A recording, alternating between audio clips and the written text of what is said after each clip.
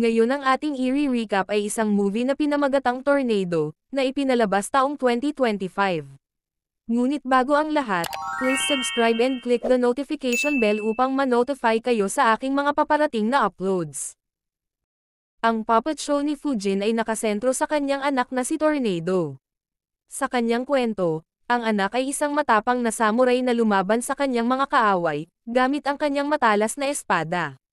Ang mag-ama ay nagsasagawa ng isang maikling labanan ng espada, na palaging nag-iiwan sa kanilang mga manunood na nabighani. Isinagawa nila ang kanilang palabas gaya ng dati, ngunit sa pagkakataong ito ay may isang grupo ng mga magnanakaw na pinamumunuan ng isang lalaking nagngangalang Sugarman sa mga manunood. Masyado silang abala sa panonood ng palabas, kaya hindi nila namalayan na isang batang lalaki ang kumuha ng kanilang kamakailang nakaw. Nakita ni Tornado ang bata na kinakaladkad ang 2 sako ng ginto papunta sa kakahuyan. Walang paraan para makaalis siya ng mag-isa, nagpa siya si Tornado na gamitin ang sitwasyon para sa kanyang kalamangan. Hinawakan niya ang mga sako at ang bata, at itinago ang mga ito sa ilalim ng kanyang karaban. Nang napagtanto ni Sugarman at ng kanyang grupo na wala na ang ginto, nakaalis na sina Fujin at Tornado sa lugar. Ang tanging taong nakasaksi sa pagnanakaw ay ang anak ni Sugarman na si Little Sugar, ngunit pinili niyang manatiling nanonood. Marami siyang dapat patunayan sa kanyang ama, at wala siyang balak na tulungan siya at Anggang. Matapos maghanap sa lugar, nagpa siya hanggang nasundan sina Fujin at Tornado. Sa kasamaang palad, isang natumba na puno ng kahoy ang humarang sa kanilang daan, at sinabi ni Fujin na kailangan nilang bumalik. Sinubukan ni Tornado na kumbansihin ang kanyang ama na umiwas sa puno, ngunit hindi ito nakinig. Hindi niya maipaliwanag sa ama ang kanyang ginawa, kaya nagpasya siya na itago ang mga sako sa isang mababaw na hukay sa kakahuyan, bago pa man sila lapitan ng gang.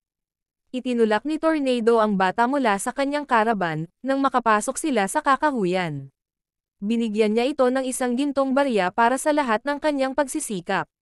Natagpuan ang bata sa daan, at nang makita ang gintong barya na dala nito, nakumbinsi ang gang na alam nito kung nasaan ang mga sako. Itinuro ng bata si Tornado, sinabing siya ang nagnakaw ng ginto. Inutusan ni Sugarman ang kanyang mga tauhan na suriing mabuti ang karaban, at nang hindi nila mahanap ang ginto, ang kanyang atensyon ay nakatuon kay Fujin. Nilagay ni Fujin ang kanyang espada sa lupa, at nagmakaawa kay Sugarman na wag siyang patayin, dahil ayaw niyang maging marahas ang kanilang pagkikita. Gayunpaman, tumanggi si Sugarman na palayain ang mag-ama. Dahil dito, hiniling ni Fujin sa anak na umiwas ng tingin, nang napagtanto niyang hindi sila pakakawalan. Kailangan niyang turuan ng leksyon si Tornado, at ang pagpatay sa ama nito ang tanging paraan na alam niya. Sa kanyang utos, pinana si Fujin ng isa sa kanyang mga tauhan, ngunit bago ito bumagsak sa lupa, nahawakan nito ang kanyang espada at tinaga ang katawan ni Sugarman, na nag-iwan ng isang malalim na sugat. Nang bumagsak ang katawan ng kanyang ama sa lupa, tumakbo si Tornado para sa kanyang buhay. Matapos mapatay si Fujin, nagkaroon si Tornado ng 2 pagpipilian, ang lumaban o tumakas, at pinili niya ang huli. Marahil ay naisip niya na imposibleng mapatay niya ang isang buong gang, at umaasa siyang sa kalaunan ay susuko na sila sa paghabol sa kanya. Gayunpaman, hindi iyon ang nangyari. Napadpad si Tornado sa isang manor house, at nang marinig niyang umalis ang grupo, nakaramdam siya ng ginhawa. Sa kanyang malas, natagpuan siya ni Little Sugar, ngunit sa halip na sabihin ito sa kanyang ama, pinili niyang ilihim ito. Inutusan niya si Tornado na manatili sa kanyang kinaroroonan, habang sinusubukan niyang gambalain ang kanyang ama, at kumbinsihin itong ipagpatuloy ang paghahanap sa ibang lugar. Pagbalik ni Little Sugar sa bahay, wala na si Tornado. Patuloy siyang tumatakbo, at huminto lamang nang mapadpad siya sa lugar ng isang grupo ng mga tagapagtanghal. Kilala sila ni Tornado, at dahil mahal nila ang kanyang ama, pumayag silang tumulong na itago siya. Hindi nagtagal, natagpuan ni Sugarman ang daan, patungo sa grupo ng mga tagapagtanghal. Ang batang lalaki na nasangkot sa kaguluhan ay piniling kumampi kay Tornado. Alam niya ang mga panganib, ngunit pinili niyang maging matapang at ipinaalam kay Tornado, ang banta na naghihintay sa kanya sa labas. Pinatamaan ng mamamana ni Sugarman ang lalaking nagpahintulot kay Tornado na magtago sa kanyang karaban. Sa wakas ay nahuli nila si Tornado, at isiniwalat ng babae na itinago niya ang mga sako ng ginto sa isang hukay sa kagubatan, at hiniling ni Sugarman sa batang lalaki na gabayan siya roon. Walang malay si Sugarman, na buhay pa ang tagapagtanghal na kanilang pinana, at nang utusan niya ang kanyang mga tauhan na patayin si Tornado, inatake niya si Sugarman na nagbigay kay Tornado ng oras upang makatakas, at sumama ang batang lalaki sa kanya. Upang parusahan ang mga tagapagtanghal, sinunog ni Sugarman ang buong lugar. Binaril ng mamamana ang batang lalaki sa binti nito, at kinaladkad ito pabalik sa karaban. Hindi na nila kailangan si Tornado, dahil alam ng batang lalaki kung nasaan ang ginto. Labis ang pagkawasak ni Tornado nang makita niyang nasusunog ang mga karaban, dahil sa kaibuturan niya ay alam niyang dahil sa kanya kaya sila nagdusa. Nang akala ni Tornado ay nakatakas na siya sa banta, hinawakan siya ni Little Sugar at tinutukan ng kutsilyo sa leeg. Gusto niyang dalhin siya nito sa ginto, marahil dahil sa hinala niyang nagsinungaling ito at ang tanging paraan para makuha ang ginto ay ang pagbihag sa kanya. Nadulas siya at natumba ngunit kumapit kay Tornado, determinadong hanapin ang ginto bago pa man ito mahanap ng kanyang ama. Nagulat si Little Sugar nang makita niyang lumapit sa kanya ang kanyang ama, kasama ang gang. Tinanong siya ni Sugarman tungkol kay Kitten, isa sa mga miyembro ng gang na sumama kay Little Sugar noong una nilang paghahanap kay Tornado. Napag-alaman na pinatay ni Little Sugar si Kitten, dahil ayaw niyang malaman ng iba na mas nangunguna siya kaysa sa kanyang ama. Labis ang hinagpis ni Sugarman, dahil ang isang aral na inaasahan niyang matutunan ng kanyang anak mula sa kanya, ay ang pangalagaan ang kapakanan ng buong gang. Hindi niya nakita ang desperasyon ni Little Sugar na patunayan ang kanyang sarili sa kanya. Gusto ni Little Sugar na patunayan na isa siyang may kakayahang pinuno at mas matalino siya kaysa sa kanyang ama, ngunit sa kabila ng lahat, nakita siya ng kanyang ama bilang isang ganap na bigo.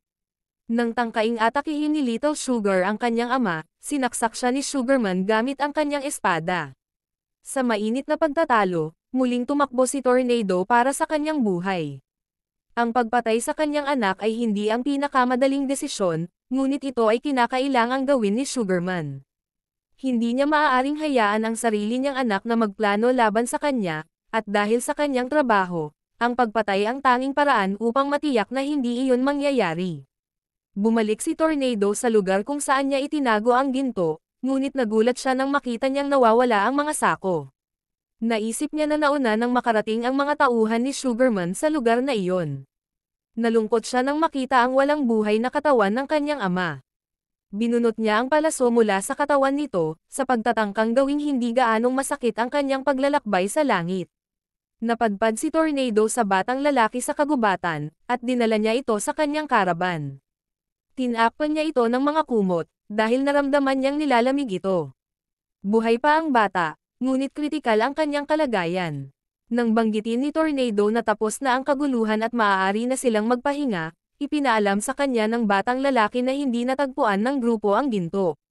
Nagulat si Tornado, ngunit agad niyang naisip na inilipat na ng kanyang ama ang mga sako, bago pa man sila lumapit ni Sugarman at ng kanyang gang. Napagtanto niya na nang ihagis ng kanyang ama ang kanyang espada sa bubong ng karaban, hindi direktang hiniling nito sa kanya na hanapin ang mga sako sa pamamagitan ng pagtingala. Tama ang kanyang hula, dahil nakatali ang mga sako sa isang puno. Umakyat siya sa puno at pinutol ang mga lubid na nagtatali sa mga sako sa sanga. Pagbalik niya sa caravan, pumanaw na ang batang lalaki. Naantig si Tornado sa mga pagkamatay, at tila hindi na niya matiis ang lahat ng nangyayari. Totoong nagkamali siya sa pagnanakaw ng mga sako ng ginto, ngunit nararapat bang mamatay ang lahat ng nakapaligid sa kanya, dahil sa isang pagkakamaling kanyang nagawa. Pinagsisihan ni Tornado ang paghawak sa mga sako ng ginto, at naisip niyang may sumpa ito. Sulit ba ang mga sako ng gintong barya para sa buhay ng mga taong mahal niya? Kung maibabalik niya lang ang nakaraan, hindi na niya sana ninakaw ang ginto. Hindi niya alam ang maaaring gawin ng mga lalaki para lamang sa kanilang kasakiman, at nang natuto na siya ng leksyon, nawala na ang lahat ng dating mahalaga sa kanya. Walang mawawala kay Tornado, kaya isa siyang hindi mapipigilan na puwersa, na pinapagana ng isang emosyon ng paghihiganti. Napagtanto niya na ang tanging paraan para matigil ang kabaliwan ay ang harapin ito. Tumanggi na siyang tumakbo pa, at gusto niyang pagsisihan ng mga pumatay sa kanyang ama ang kanilang ginawa. Inilibing niya ang bangkay ng kanyang ama, kasama ang bangkay ng batang lalaki. Hinawakan ni Tornado ang kanyang espada, handang harapin ang anumang banta na maglalakas loob na labanan siya. Naglagay siya ng ilang gintong barya sa harap ng caravan, gusto niyang lumuhod ang mga lalaki at kunin ang mga ito. Pagkatapos ay sumakay siya sa isang bangka dala ang 2 sako ng ginto, at itinapon ang mga ito sa lawa. Alam niyang hindi matatapos ang habulan hanggat nananatili ang ginto. Ang kasakiman ang pinakamalaking sumpa ng tao, at natutunan niyang wag itong maghari. Nagtago siya ng ilang barya para sa kanyang sarili, alam niyang kakailanganin niya ang mga ito para magpatuloy. Binalaan ni Sugarman ang kanyang mga tauhan na wag hawakan ang ilang barya na iniwan ni Tornado para sa kanila, alam niyang ito ay isang direktang insulto, at mas determinado siyang patayin si Tornado. Sinunog niya ang caravan ni Fujin, at inutusan ang kanyang mga tauhan na hanapin ang batang babae. Gayunpaman, naghihintay na si Tornado sa kanila, at sinimulan niya silang patayin isa-isa.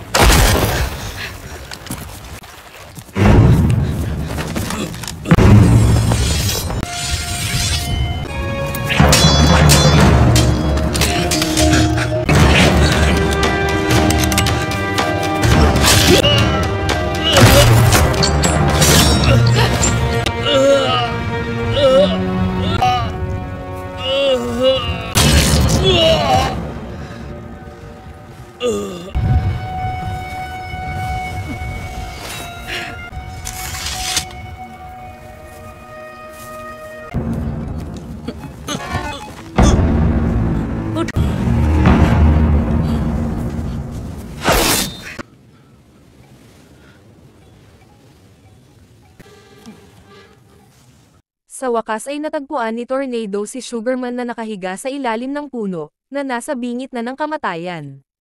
Maalala na nasugatan siya ni Fujin sa simula ng pelikula, at ang sugat ay nagdulot ng pagkaubos ng kanyang dugo. Sa bingit ng kamatayan, pinagsisihan ni Sugarman na hindi niya mas nakilala ang kanyang anak. Sa kaibuturan, alam niyang siya ang may pananagutan sa pagpaparamdam sa kanyang anak na hindi sapat, at marahil ay hiniling niya na sana ay naging mas mabuting ama siya rito. At marahil ay pinagsisihan din niya ang pagdadala sa kanyang anak sa kanyang malupit at masamang mundo. Pumanaw si Sugarman sa kagubatan, hindi lamang siya pinatay ng kasakiman, kundi pati na rin ang kanyang anak at mga miyembro ng kanyang gang. Bago umalis si Tornado sa kagubatan, nagbigay-pugay siya sa kanyang ama at inilagay ang espada nito sa kanyang puntod. Hindi alam ni Tornado kung saan pupunta at kung ano ang gagawin. Nagsimula siyang maglakad kasama ang mga naglalakbay na tagapagtanghal, ngunit mabilis niyang napagtanto na hindi siya maging bahagi ng anumang grupo. Wala na ang kanyang nag-iisang pamilya, ang kanyang ama, at ang landas sa hinaharap ay malungkot, ngunit kailangan niyang tahakin ito ng mag-isa. Kailangan niyang tuklasin kung sino siya bukod pa sa pagiging isang samurai, at ang paghihiganti na nagdala sa kanya sa ganitong antas. Kailangan niyang tuklasin kung sino si Tornado, at ang tanging paraan para magawa niya ito ay ang mag-isa. Hindi na natatakot si Tornado, alam niyang sapat na ang kanyang lakas para talunin ang sinumang maglalakas loob na makaharap siya. At dito nagtapos ang kwento. Hanggang sa muli, maraming salamat sa panonood.